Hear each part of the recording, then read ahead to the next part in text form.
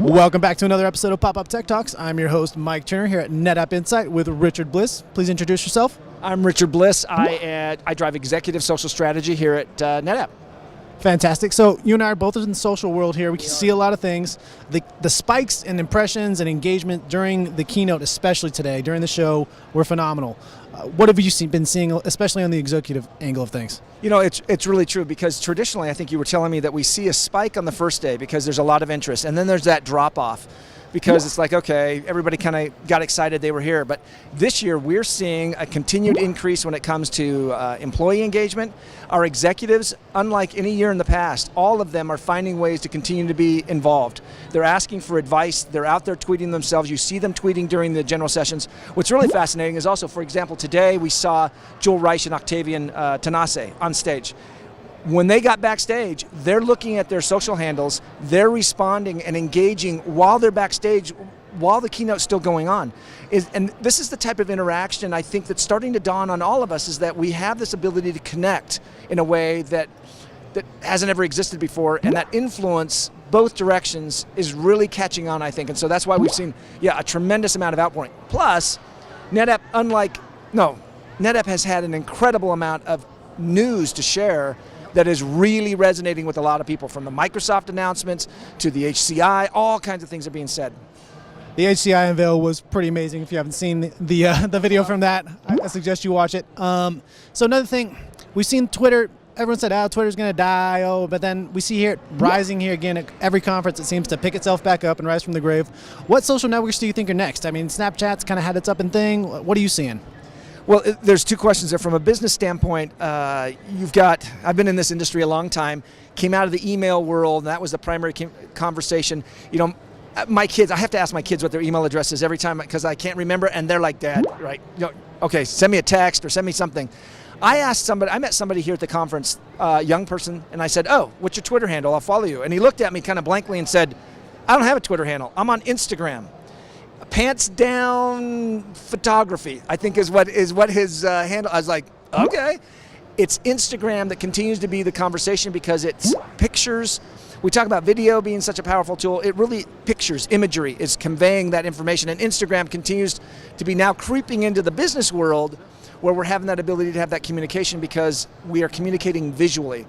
Facebook is interesting, and this is what I tell people, because I do give a lot of consulting for social media, particularly for executives. And people say, okay, I draw the line at Facebook. Personal Facebook, business, LinkedIn, Twitter. And I said, yeah, but when I go find out who you are and I want to connect with you, I'm still going to go look at you on Facebook. If you've made everything personal and private and I can't see it, I form an opinion about you because you have hidden everything. So this is the advice I give, and I'll give it to the audience, and that is take some public-facing content, places you've been, key imagery that you want to share, and make that public on your Facebook. Not everything, but those things. That way, when I, who've just made a business contact with you, go and Google you, look you up, you have controlled or at least influenced the image that you're creating in the dialogue. Facebook is a very powerful tool. I assume you're going to be on Facebook. And then LinkedIn continues to be even more influential than it has in the past. Yeah, we're seeing the reach on LinkedIn, just some small articles. All it has to be is that right picture, that right quote, and it just takes off. Great example is our Vice Chairman, Tom Mendoza, who is now very active on LinkedIn. He shared a single picture this week that he posted out there from NetApp's history. 50,000 views in less than 2 days on that single picture. And so LinkedIn is becoming this powerful tool of communication because it's your business network. Don't share cat videos, right? We know that. No cat videos on LinkedIn. That means you. That means you. Don't do it because you will be kicked off. I mean, your network will say stop that. But LinkedIn, Instagram, I think is really coming up. Snapchat didn't catch on with the business community, but Instagram is starting to. And I see that as well, mainly because so few people really have private Instagram accounts. Almost everybody leaves it completely open, like Twitter. So, that's awesome. Go ahead. No.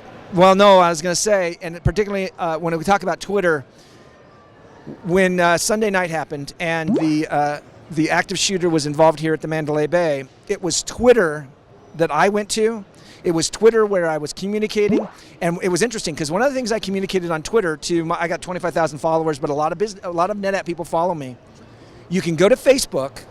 On Twitter, I told people to go to Facebook and check in, because Facebook creates a crisis portal for you to check into. So when you check in on a crisis like what happened here Sunday night, as soon as you check in safe, all of your network on Facebook is alerted by Facebook. You don't have to go tell everybody that I'm okay.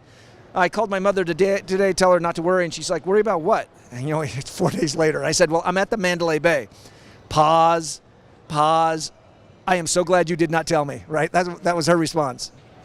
Yeah, no, that was great. I checked it in too. All kinds of family members were glad I did it, and they could just comment on me right there. I didn't have to text 50,000 different people. So social for the power of good, not evil. Yep. That's awesome. Okay, one final question before I let you go. Would you rather be Batman or Superman? Oh, that's not even a question. And why? Oh, it's Batman. I've been Batman since I was a kid. My Batman collection, comic book collection, is rather extensive. Batman has always been the person that we all can be. And early on, Batman was not about the gadgets. It was about his brains and about his intimidation of his identity. But it was about him thinking about how to solve problems. And it's interesting. Let me just share you an analogy with Batman. Batman came out in 1939. Superman was 1938. Batman 1939. It's interesting that they came out at that time and period because historically, at that time in our country, people were feeling powerless as a society, that because institutions were breaking down, society was kind of at their, if you think about the transition that was happening in the 1930s, it was very difficult for people during the Depression to feel that they had control over their lives. It is not a coincidence that today, superheroes is such a powerful influence on our culture, because we're kind of feeling that same thing right now. And that Batman for me was always the empowerment of, I could be that person. I could step up and make a difference in people's world and change the world. And so that's why Batman's always been, that's not even a question.